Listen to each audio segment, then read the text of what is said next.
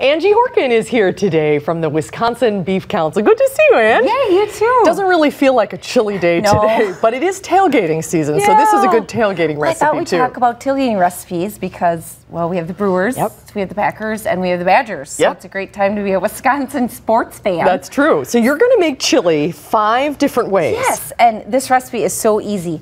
And it would be easy to double or triple it even because the ingredients are not expensive, they're not fancy, and then there's different varieties. So what you start with is a base of 5 ingredients. So a pound of ground beef, a can of diced tomatoes with green chilies. Okay. Or if you couldn't find those, add a little jar, can of green chilies, 1 can of beef broth, and 1 can of black beans. Okay. And chili powder. And chili powder to give it a little kick. That's the 5th ingredient. 2 tablespoons of chili powder.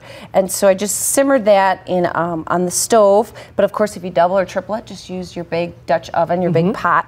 Bring it up to a boil and then simmer it about 20 minutes. Okay. And then this recipe is called 5 different ways beef chili. So you use this base and mix it up 5 different ways. And mix it up different ways. And so today I have one already made, and it's called a Moroccan style. So I added golden raisins, about 1/4 cup, and pumpkin pie spice. Really? So you can smell it. It's got that Moroccan kind of pumpkin pie. I would have never thought about that in chili. And that's then a good idea. Just plain couscous, and I put a bed of couscous under the chili.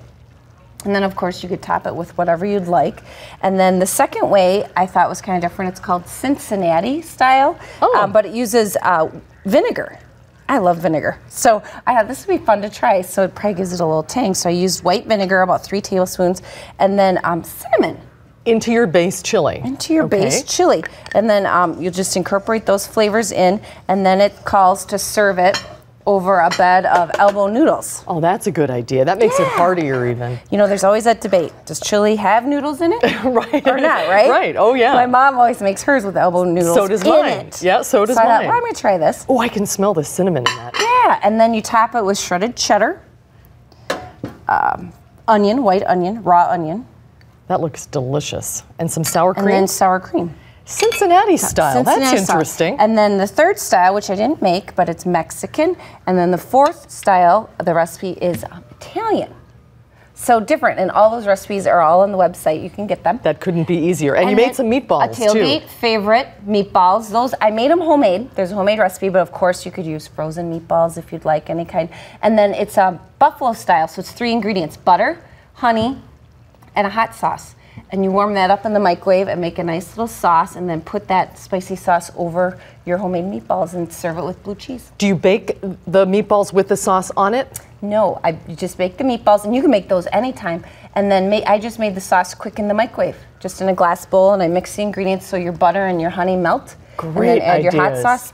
Takes a couple minutes to make the sauce, and it's if you like spice, it's got a little bit of a kick. Yeah, that's why they call them buffalo. Buffalo style. Great ideas, as always. Thank you, Ange. Good to see you. And of course, beeftips.com for the recipes. Or if viewers would like to call us, they could call us 1-800-728-BEEF 2333, and we will mail the recipes free. Fantastic. You won't have them by the next Brewer game, but maybe maybe by the World Series. Exactly. Couple days. And Karen will have a final check of the forecast when we come back. Thanks, Ange.